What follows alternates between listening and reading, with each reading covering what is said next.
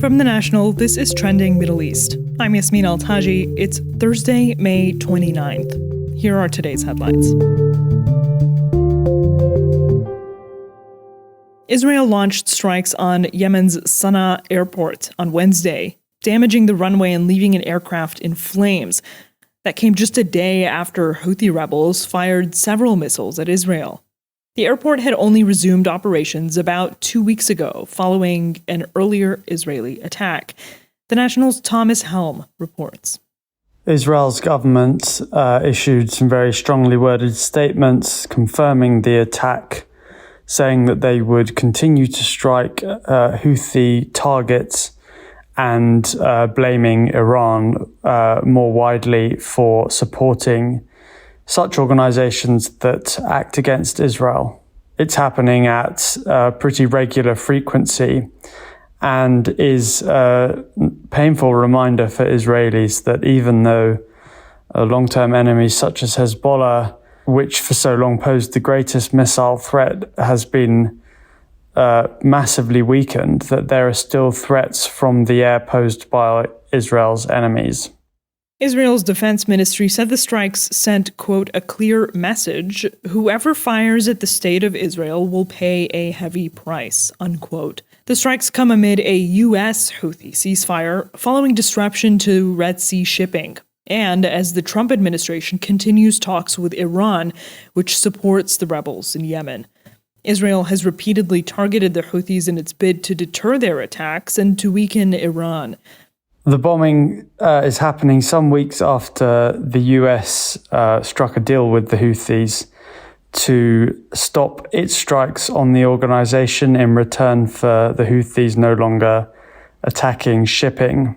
News of the agreement was one of the most worrying signs for critics of Prime Minister Benjamin Netanyahu, that the US was no longer considering Israel as much as Israel wanted it to in its strategic initiatives in the Middle East.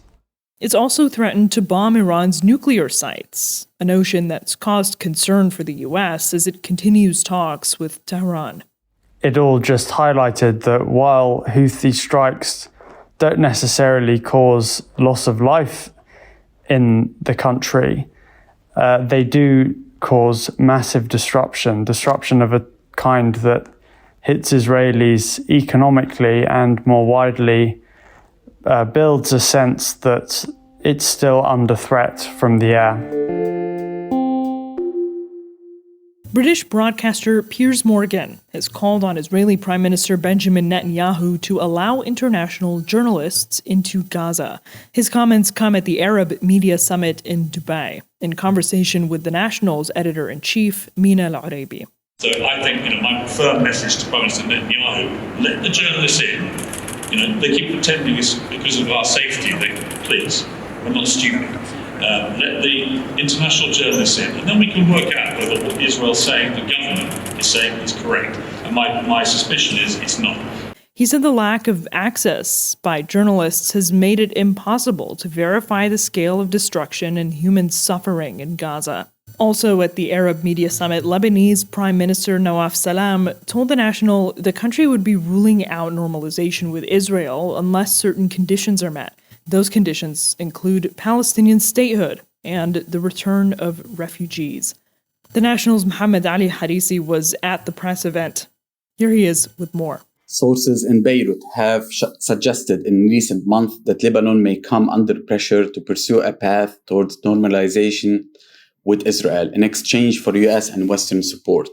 But Mr. Salam denied any such pressure and said that there will be no relations with Israel until a Palestinian state is established. Also at the summit, Dr. Anwar Gargash said the Gulf's success stands in contrast to growing uncertainty across the region.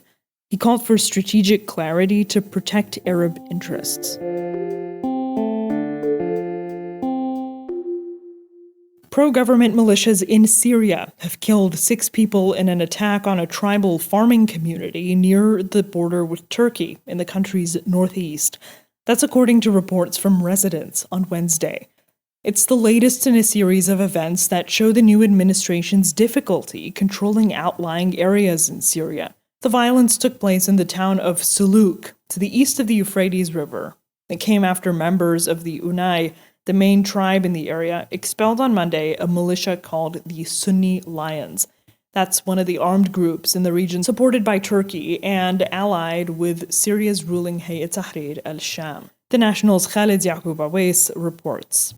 Lawlessness, as seen in Suluk, is rife in Syria, and the central government is still in the dynamics of placating several forces, allying with others to consolidate its control, regardless of the nature of these forces, whether they are law-abiding or not, as we have seen in this incident in Suluk. This tribe is called Unaim, which is part of the Anizir tribe, a major tribal force in eastern Syria. The main conflict in the northeast of Syria is between US-backed Kurdish forces and the Turkish-backed government in Damascus and its affiliates. The violence in Suluk indicates disagreements between the central authorities and Arab tribes. These are tribes that have been trying to regain influence after the areas they claim repeatedly changed hands during Syria's long civil war. It indicates the difficulties the new government is having in spreading its control and solidifying its power in these tribal areas in the east. That's all for this morning's headlines. You can get these stories and follow live updates at our site. Yasmin Al-Taji, The National.